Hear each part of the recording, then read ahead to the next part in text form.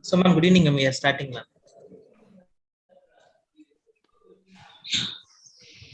Ma'am, shall we start, ma'am?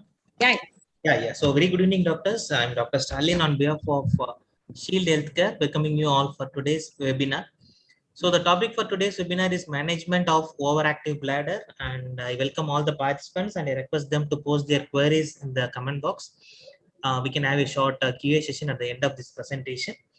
And now it's time to introduce our invited speaker for the day, Dr. Meera Raghavan, ma'am. Madam is a senior consultant, urogynecologist, and robotic surgeon, Apollo Hospitals, Chennai, and past consultant in obstetrics and gynecology at a leading university teaching hospital in South Manchester, UK for 5 years. And Madam is also a MRCG trainer, examiner, core faculty at GIBS and urogynecology subcommittee at Foxy, and faculty of Ethicon and organizing chairperson for FEBICON 2019 Chennai. Madam has various honors and associated with various societies like ACS, IUGA, IMS, UPIA, and SCAFUG and IAGE.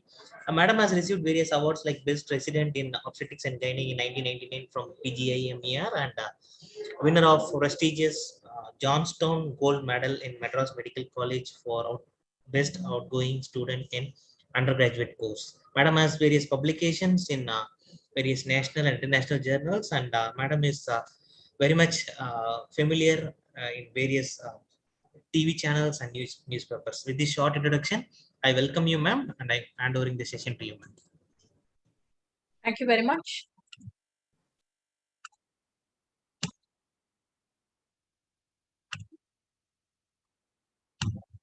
So today's webinar will be focusing on overactive bladder, the reasons why this would happen, how to assess the patient who's complaining of symptoms pertaining to overactive bladder, and how we manage the same. Now, what is overactive bladder? We all know this is a clinical condition, and the patient with this clinical condition is actually presenting as a syndromic complex where the primary symptoms are of urinary urgency, which may or may not be associated with involuntary urinary continence and will be or may be associated with urinary frequency, mainly nocturnal. So, nocturia will be a factor.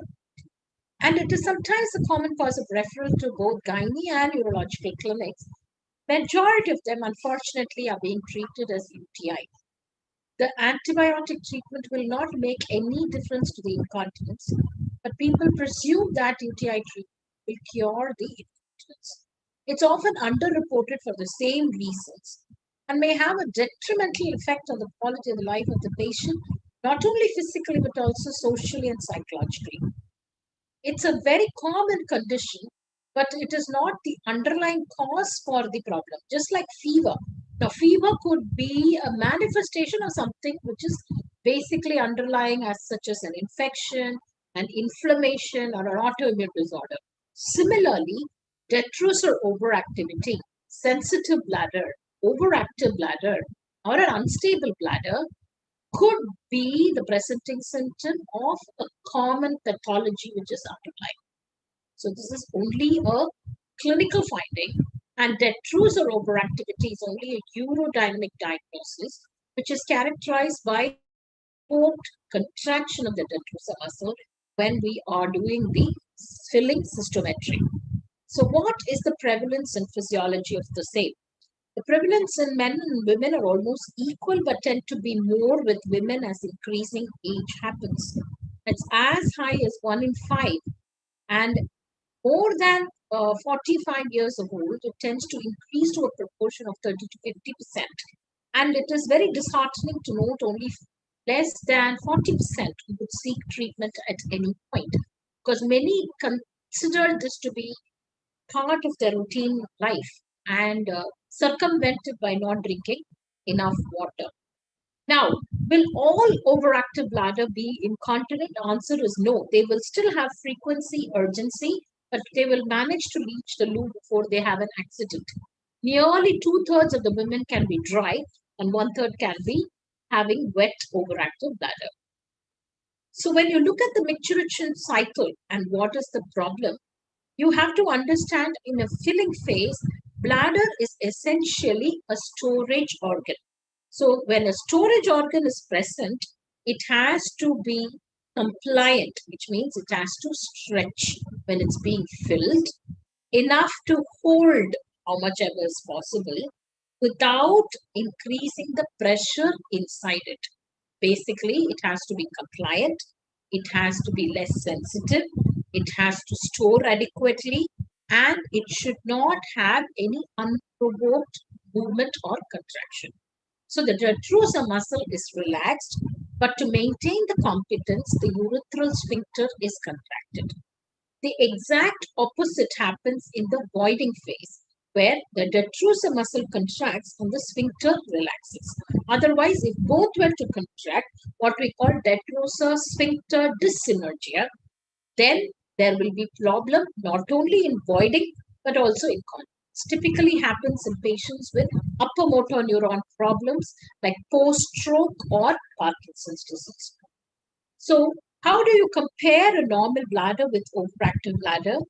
Normal bladder, the detrusor muscle contracts only when the bladder is full capacity. There's an overactive bladder or an unstable bladder. The detrusor muscle contracts when the bladder is even full. So what the patient feels there's something already there all the time and keeps going to them very frequently. That is the reason for the frequency of the urination. So during filling, because the sympathetic system is activated, it contracts the bladder neck and keeps the bladder itself compliant. When there is a micturition reflex, then the sympathetic active, which contracts the bladder neck, and the parasympathetic, which will contract, make the detrusor relax. When the parasympathetics are innervated, like when there is a problem with the neural pathway, then the opposite can happen. So the sympathetic and the parasympathetic have to be off. When you give the anticholinergics for these women, parasympathetic will have to make the detrusor muscle contract. Sympathetic makes the detrusor muscle relaxed. So sympathetic is on during the filling phase, thereby the bladder is relaxed, but the sphincter is contracted. At this time, the parasympathetic is off. When there is a voiding phase, the parasympathetic takes over, so the detrusor contracts, the bladder neck relaxes. So during voiding, this is what happens. So normal bladder function and bladder emptying depends on a good balance between the sympathetic and the parasympathetic system. So when there is an overactive bladder, it could be idiopathic, cause not known in most of the cases. In myogenic, when there is a change in the structure and the innervation of the detrusor muscle leading to increased excitability and contraction. We classically see this in a fibrosed bladder post radiation, when there is a cystitis and damage to the bladder muscle, post GUTB, when the bladder itself contracts and is not able to hold enough. Urogenic, where there is a sensitization by the terminals in the bladder itself or the central inhibitory pathway. It could also be urethropenic. Whenever there is a stress incontinence, it will cause a contraction of the bladder simply because there is a urethral reflex because of the dripping of the urethra, the dripping of the urine into the urethra, which itself will trigger an involuntary detrusor contraction. And secondary to urethral outlet obstruction. This I explained to women. When I say if there is a blockage in the outlet, the pump will think it has to overwork and start pumping more. So they will have a blockage in the outlet, but the detrusor will be overactive, leading to detrusor overactivity secondary to a bladder outlet obstruction. So when we are assessing these patients, we have to identify whether we can find out and pinpoint a reversible cause of incontinence. The main idea is to exclude serious pathology. We are definitely, the primary aim of the assessment should be to include and rule out three main causes. any carcinoma in situ of the bladder, any GUTB, which is quite endemic in our subcontinent, and third, bladder pain syndrome, because there can be a significant overlap of overactive bladder and these. The pointers to identify the pure overactive bladder and whether these could be contributing to the overactive bladder. Usually with bladder pain syndrome or GUTB, they will have features of pain, and pain will be the main cause for them presenting to you rather than urgency or frequency. And to identify proximate cause of the overactive bladder, whether it is a systemic cause, and properly classify the type of incontinence, which will then determine the way we are going to manage the patient. So when you evaluate, simple basic evaluation, taking a good medical history, including their water drinking habits, fluid management, a proper physical examination, focused neurological examination that may identify sensory problems, simple urine analysis, um, and a bladder diary, which will not only tell you how much the patient is voiding, what is the fluid habit, what is their nocturia, whether they are putting out large amounts of urine, whether they're having a stable bladder, whether they're having a leakage, whether they're having a good compliant bladder. A simple post-void residual volume will tell whether there is bladder outlet obstruction. Cystogram, which is urodynamics, will tell me whether the bladder is filling without increasing in pressure. So I can rule out a neurogenic bladder. And rarely in patients who have overactive bladder symptoms with hematuria, with repeated infection, with pain as a primary feature, with upper tract involvement, or where you suspect there is recurrent overactive bladder or refractory overactive bladder, they would need an imaging and a cystoscopy to evaluate an underlying cause for this particular problem. A simple mnemonic for reversible causes diapers, like delirium or confusional state, infection. We see a lot more women coming with overactive bladder symptoms post-COVID recovery. This could be because of these various factors, because many of them are on steroids, they have proximal muscle atrophy, they have uncontrolled diabetes, they are extremely exhausted post-COVID, they have been on multiple antibiotics, maybe having a UTI as well, which has been precipitated, and this is the reason. And they're constipated as well. So delirium, infection, atrophic urethritis and vaginitis, multiple medications, psychological, even severe depression, excess urine output because of hyperglycemia, which I mentioned now, restricted mobility because of proximal muscle atrophy, their stroke, their COVID-related complication, their leg edema, arthritis, reactive arthritis, so on and so forth, and definitely chronic constipation and stool infection. So how do we manage them? First of all, we need to understand whether it is a type of incontinence and what is the significant problem the patient is facing. It is affecting their quality.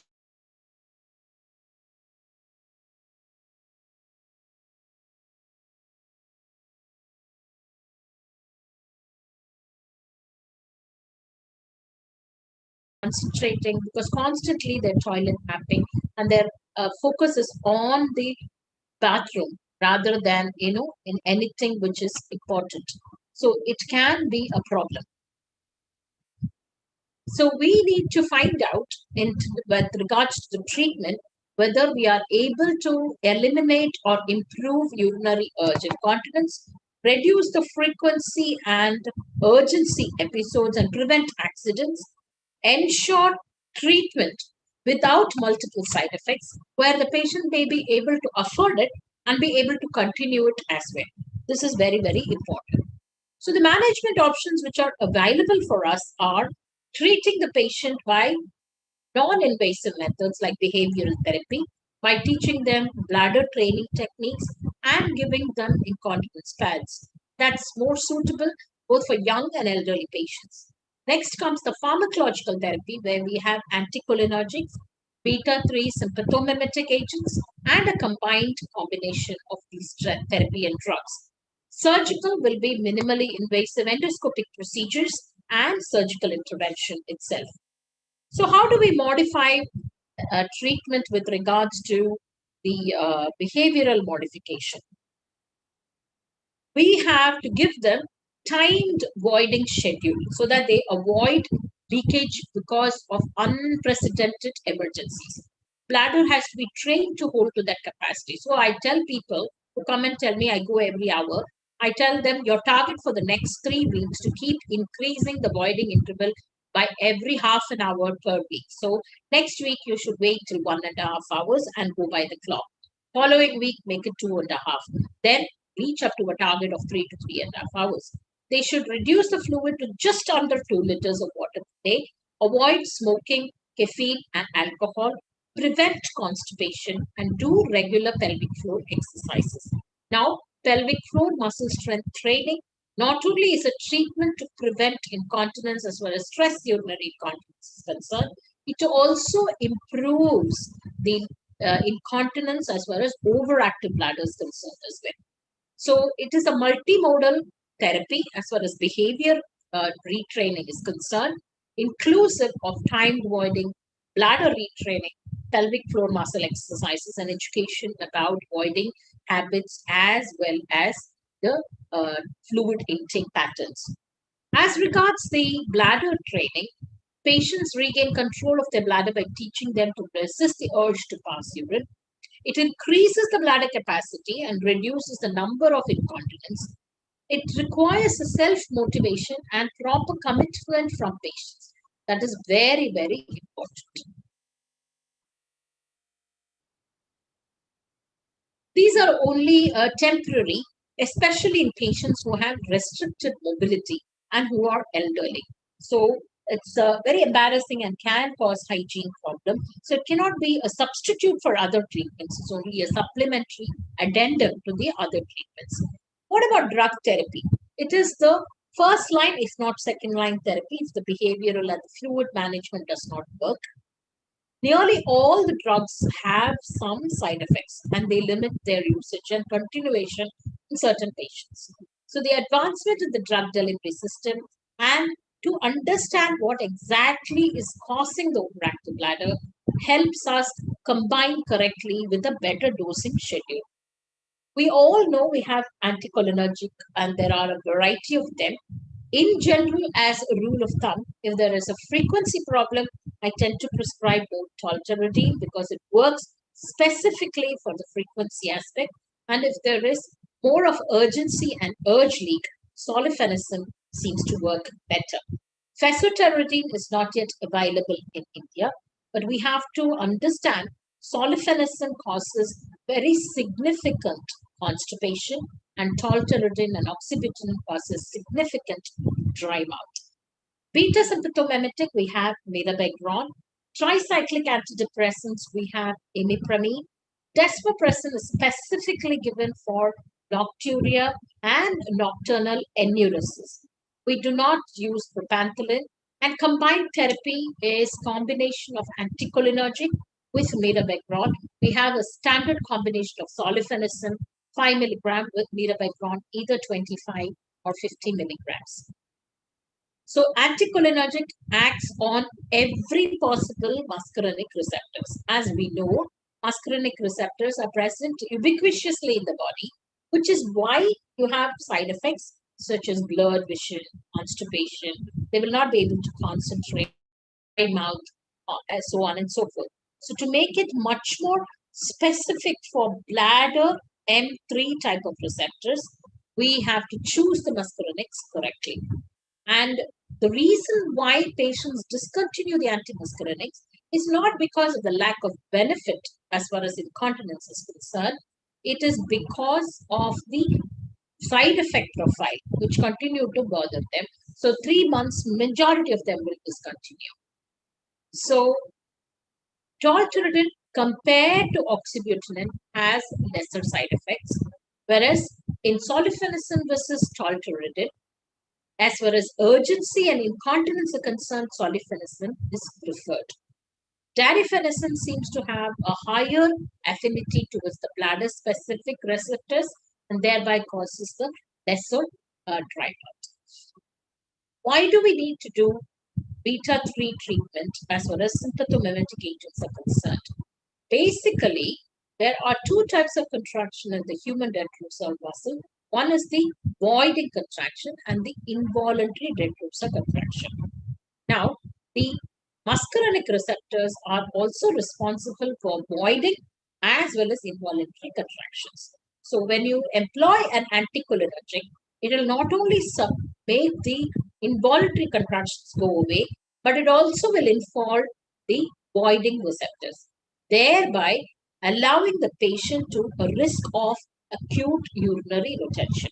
Whereas the beta-3 and sympathomimetic agents do not have any say on the motility of the bladder. It only has a say on the resting bladder tone.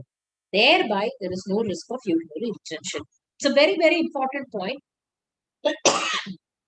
especially in patients who are at risk of urinary retention. Say, for example, urethral stenosis, bladder outlet obstruction. When they are chronic diabetic, when they are having a possible autonomic neuropathy or a cystopathy itself. Stroke patients or patients who are on other medications which have augmented anticholinergic effects, many of the anti-Parkinson drugs. So very, very carefully, we should be introducing the antimuscarinics because these patients are high risk to go into acute retention. For them, this beta-3 sympathomimetic agents will be very useful. So mirabegron is a potent and selective agonist of the human beta-3 receptors, and the safety of efficacy of mirabegron in multiple trials, it has been found to be superseding that of the anticholinergic. To that extent, it was a second-line treatment, now has moved up to first-line management. So increases the bladder storage capacity. So the preferred medication in case patients has anticholinergic side effect, where you're not able to increase the anticholinergic dosing, where they are already on multiple medication, elderly patients, patients at risk of acute urinary retention, or patients who have a small bladder capacity and high sensitive bladder. So it acts by reducing the frequency, decreases the leakage episodes, and increases the volume per micturition. We always start at a starting dose of 25. I prefer to start at 50 because it's a single dose preparation. The best efficacy happens after 4 hours. The maximum benefit is seen in patients by about 2 months. Only patients with end-stage renal disease or patients with severe hepatic impairment, I tend not to use this quite a lot. There are certain side effects which can happen transiently. Only if the blood pressure is more than 170 and uncontrolled, I tend to be cautious using mirabegron. Otherwise, it's quite safe to use. And symptom control is observed within 7 days. But as I said, maximum benefit is seen after 2 weeks. It is increasing the adherence of the patient to the treatment and can be used in patients with contraindications to antimuscarinics. So this is just to compare the various anticholinergic and bladder medications we have and the possible side effects which each of them can be giving. The problem with the anticholinergics is not only dry mouth, constipation, they can have cognitive decline, confusion, and further cognitive decline in patients who are post-stroke, which is where they will have incontinence problem. Apart from that, anticholinergics are absolutely contraindicated in glaucoma patients because it can precipitate an acute glaucoma crisis. Adverse effects, as we all know, ranges from anything from dry mouth to blurred vision, urinary retention, and urinary tract infection. Combination therapy we do as an add-on to the anticholinergic medications. The reason why we do is if there was a patient who says, yes, you have treated me with anticholinergic, I have improved, but I find this constipation really bothersome. But I also have definitely increased frequency, my urgency and urgent continence has come down. My temptation would be to increase the sulfonylurea dosage, but the constipation is a deterrent for the same. Because if I increase the dosage of sulfonylurea, Constipation is dose dependent. It can worsen the constipation. If constipation worsens, it can worsen the incontinence. So there is no benefit in increasing the usage. However, if I add on mirabegron for this patient, I not only achieve the therapeutic goals in improvement of the OAB symptoms, I have also reduced the side effect profile which can possibly occur because of increasing the anticholinergic dosage. This is a very attractive therapeutic option which is offered as a combination therapy without deeming the patient as refractory overactive bladder before proceeding to the next step of invasive treatment. So different medications in antimuscarinic classes are available.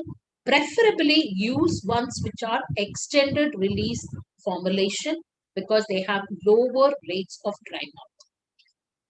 We should have caution in prescribing any of these medications in frail patients with cognitive deficits. Always counsel the patient on associated risk of cognitive impairment, memory loss, patients already who have presented with dementia and depression.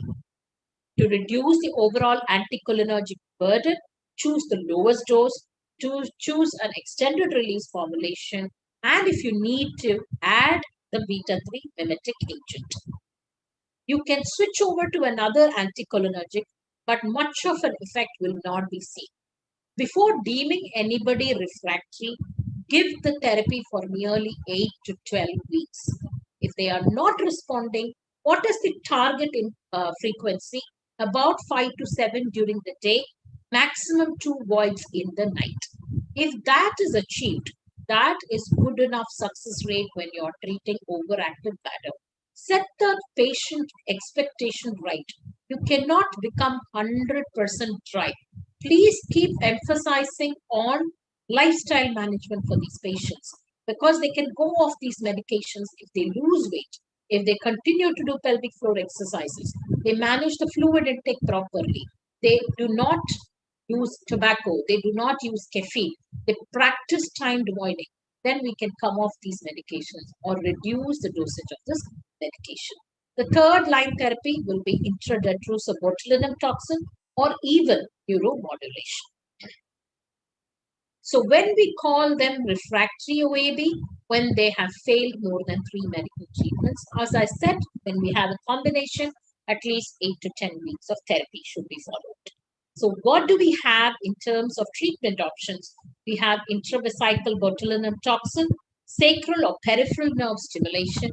Very, very rarely, we might need to do bladder augmentation. Say, for example, patients with a low bladder capacity, a thimble bladder, a contracted bladder, post-GUTB, post-bladder pain syndrome fibrosis, post-radiation cystitis. These patients will not respond to any of the above interventions apart from bladder augmentation, especially patients with neurogenic bladder.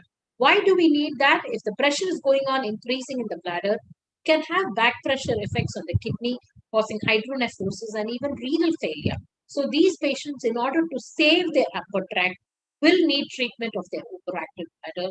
And one of the measures would be bladder augmentation. So how do we manage refractory overactive bladder?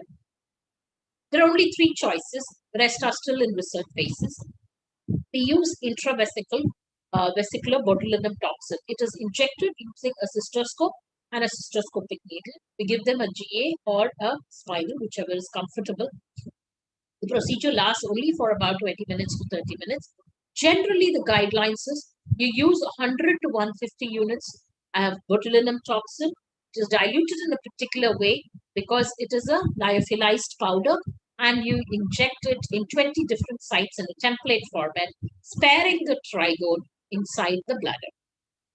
The risk of infection is about 15% and patients can go into retention. So always make sure you do a trial of voiding after the botulinum toxin. Ensure you've done a post-void residue. If the post-void residue is less than 150 ml, the patient can be safely discharged on the same day. Otherwise, leave an indwelling catheter, bring the patient back for trial without catheter. If the botulinum toxin is not an option, then you will have to consider neuromodulation, which is sacral neuromodulation.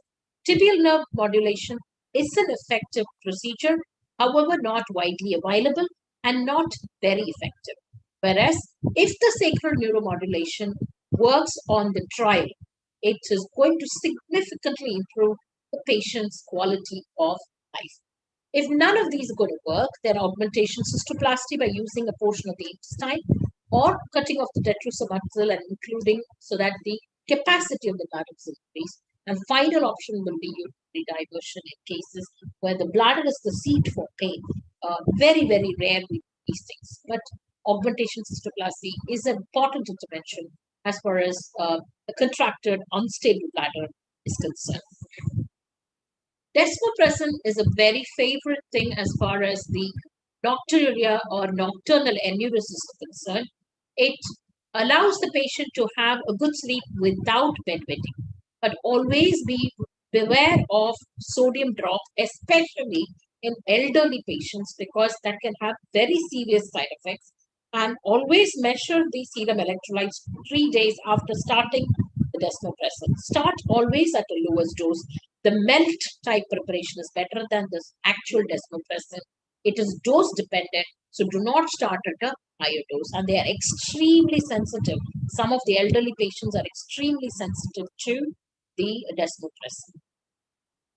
We have intravesical and transdermal varieties of drug delivery. Both oxybutynin patches and sulfonylurea patches are available in the West, but probably to a tropical climate and the sweating, it might not be an effective method of drug delivery as far as the feasibility in our population is concerned.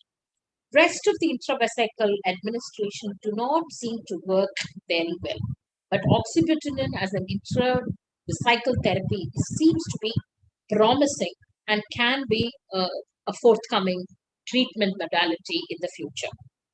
People have even used intravesical pump, especially in bladder pain syndrome, where it releases an anesthetic as well. But that again is more of a research prospect. This we have seen why it works very well, and there can be regrowth of the axon thereby necessitating the patient to have a repeat botulinum toxin. Usually the patients where I have administered intravesical botulinum toxin, the duration for repeat prescription or a repeat injection would be anywhere between 9 months to 18 months. None of them have needed earlier. I never give the botulinum toxin as a repeat one lesser than 3 months. So at least a minimum of 3 months gap is necessary between doses, and you can go up to 18 months. Neurogenic bladder will need an earlier botulinum toxin repeat compared to those without neurogenic bladder. So the key clinical points we have to take home is basically evaluate the patient better, educate them and reassure them. No anticholinergic is better than the other. Efficacy and side effects vary single individual to individual. So one size does not fit all. And these are medications to be taken only on prescription and under monitoring. It's okay to try the different preparations, but understand if you're choosing from the same drug group, it might not have very significant benefit. Realistic expectations have to be established at the key counseling session itself. You do not anticipate a cure, you anticipate control of symptoms. And be very careful in titrating dosage in geriatric patients. In severe somnolence, can cause cognitive decline, can cause memory loss, can potentiate the anticholinergic effects, can cause acute urinary retention, can cause acute hyponatremic crisis. So these we have to be very, very careful in geriatric patients in whom most of the incontinence problem happen, and that is a big challenge for treatment. A very small note about the neuromodulation for refractory overactive bladder, the intestinal sacral neural system stimulation. This is a plantable device with a rechargeable battery which works for about 7 to 10 years. Now we have replaceable batteries. Now we have techniques where we can do rechargeable batteries. But however, This is a procedure which has to be done at the theater. Initially, we put a trial system. Once it is working, then we can replace it with a permanent system, and it works for nearly 7 to 10 years. The factor which is restrictive in this is the cost which is involved, and the whole procedure can cost 8 to 10 lakhs. Fantastic method if it is a neurogenic bladder, refractory OAB, voiding dysfunction, and anal incontinence. Significantly improves quality of life in certain patients. Thank you. Thank you, ma'am. Thank you very much for that detailed and wonderful presentation. So, ma'am, let me wait for 1 or 2 minutes for the participants for posting their queries. So, if there is any queries, then I'll read it for you, ma'am. Sure. To participants, please post your queries in the comment box so that I can take it to the speaker now.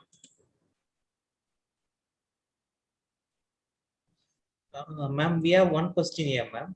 Yeah. First, how to approach diabetic cystopathy with increased post-void volume? What's the Yeah. drug price? A good question. Now, diabetic cystopathy happens when patients with long-standing diabetes or uncontrolled diabetes, and they generally have autonomic neuropathy as well as diabetic cystopathy. The muscle is lost as well as the innervation to the muscle is lost. These patients show a poor flow, which gives a false impression as if there is obstruction. Actually, it is because of detrusor failure.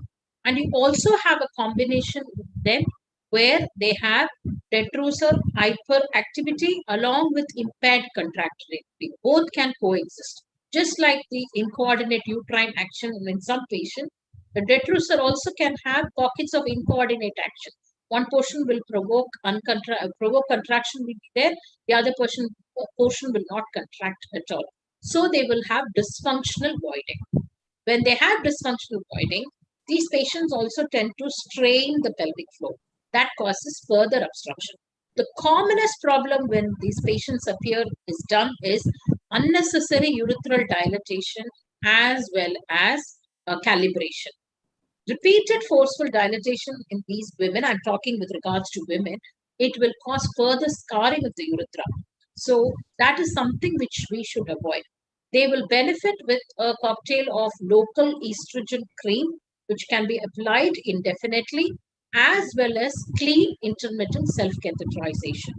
We can give them alpha uh, agents which are like tamsulosin, which will improve the voiding. But please, I do not generally err on the side of using anything which is a cholinergic alkaloid like bethanacol. It can be only used temporarily, not major benefit is seen in patients because the problem is the muscle itself. It will not improve the contractility of the muscle. So the points to take home is avoid urethral dilatation and calibration on a repeated basis, and advise the patient for local estrogen therapy. Tamsulosin will help, and clean intermittent self-catheterization. Thank you, ma'am. Ma'am, we have another one question, ma'am. Whether discontinuation of antimuscarinic therapy will lead to recurrence of this OAB, ma'am? If the patient has not complied with the lifestyle modifications, yes. They've not lost weight.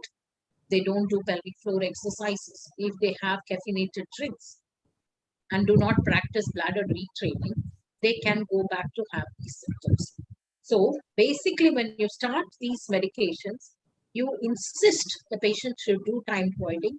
You insist the patient have a bladder retraining program and continue to do their pelvic exercises. Otherwise, these will. What can potentiate the effects of bladder medication will be pelvic floor muscle exercises and local estrogen therapy. Both will help the synergistic effect of these on the continence mechanism. Yes, ma'am. Is there any predictors for exploring this recurrence, ma'am? Usually high BMI, patients with very early hysterectomy, patients with prolapse, unless we correct the prolapse, sometimes they won't improve, and patients with a bladder with a low capacity less than 150 ml. these patients will have recurrence. Okay, ma'am. Ma'am, how to manage this overactive bladder in during pregnancy, ma'am? Overactive bladder during pregnancy is purely lifestyle management. You teach them pelvic floor exercises during pregnancy. You tell them to have a timed voiding every 3 hours. Make sure they do not have any kind of caffeine, manage their fluids, and reassure them these will go away after delivery happens. Make sure you do a urine dipstick and an analysis to rule out asymptomatic bacteriuria. Asymptomatic bacteria, one of the conditions where you strictly treat them is pregnancy. So please treat asymptomatic bacteriuria, and post-delivery, send them for a proper regimen of supervised pelvic floor muscle therapy. Otherwise, overactive bladder in pregnancy, we do not give any medications, nor during breastfeeding. Okay, ma'am. We have one more question, ma'am. Is chronic low dose antibiotics useful in OAB, ma'am? No, that is the first point I mentioned. OAB symptoms can be a manifestation of UTI. However, UTI related therapy, antibiotic therapy, low dose antibiotic prophylaxis will never cause improvement in OAB symptoms. So that cannot be part of treatment of OAB. Okay, ma'am. So, ma'am, I don't find any other questions in the chat box, ma'am. So, if you allow us, then we can end the webinar for today, ma'am. And if there is any questions, then I will be forwarding to your Sure. mail ID. Thank you very much. Thank you, ma'am. Thank you very much for being with us and spending your valuable time with us today, ma'am. Thank So you. we are for many more webinars, upcoming webinars with you, and I thank the participants for their active participation also. Thank you. Thank you very much. Thank you all. Thank you, madam. Good Thank night. you.